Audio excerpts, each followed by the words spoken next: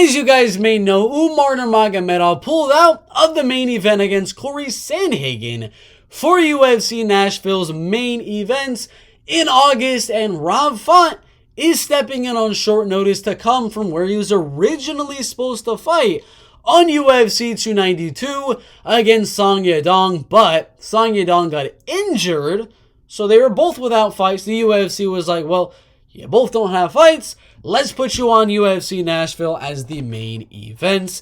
And these are the opening betting odds. Cory Sandhagen, a very, very sizable favorite over Rob Font in the bantamweight division. This is a catch weight of 140 pounds. It is not going to be a 135 because Rob Font is taking it on short notice.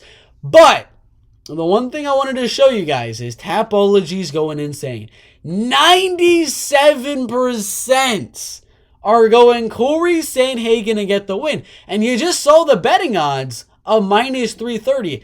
If it was up to Tapology, it'd be like minus 1,000 for Cory Sandhagen to go out there and get the win. But surprisingly enough, with this many people predicting Cory Sandhagen to win, including myself, I'll get into that in a little bit, my prediction for the fight. But the fact that there's that many people going for him to win and there's money coming in on Rob Font is crazy.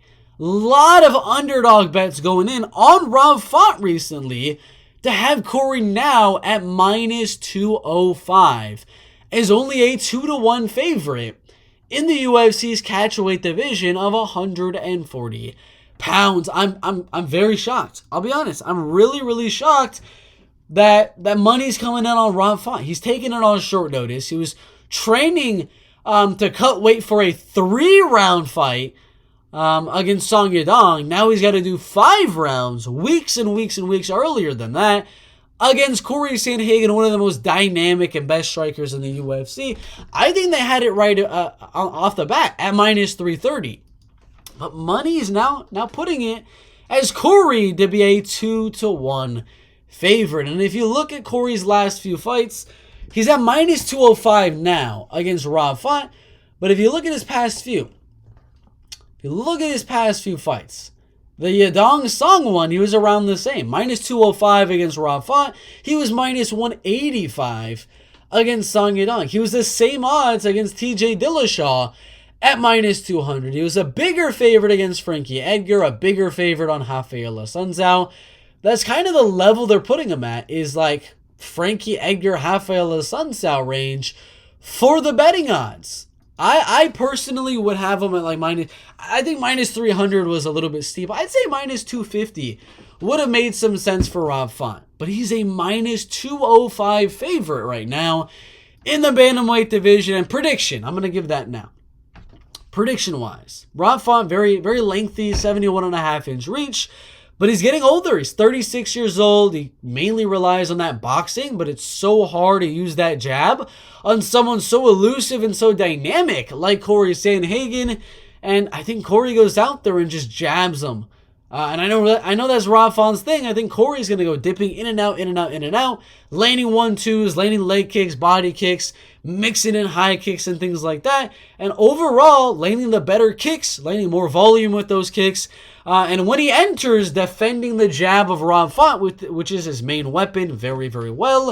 And I expect a decision here. Rob Font survived against Jose Aldo, survived against Marlon Vera, then knocked out Adrian Yanez, of course. But Cory, I think, has that ability, and not as much of a finishing ability as Marlon Vera or Jose Aldo. So I think Cory Sandhagen is going to go out there and get himself a decision win. I'll go 49-46 on those judges' scorecards, but it should be a very good one. Nashville, Tennessee, you got a banger in the main event. And overall, it's looking like a decent enough card. Dustin Jacoby, top 15 light heavyweight, taking on Kennedy Nzechukwu. We got future champ Tatiana Suarez on the card. Asu Almabayev is on here. Billy Q is always in fun fights. Jeremiah Wells, Carlson Harris, Phillips and Barcelos opening up the card. It's a banger of a fight night. Put your predictions down below for the main event.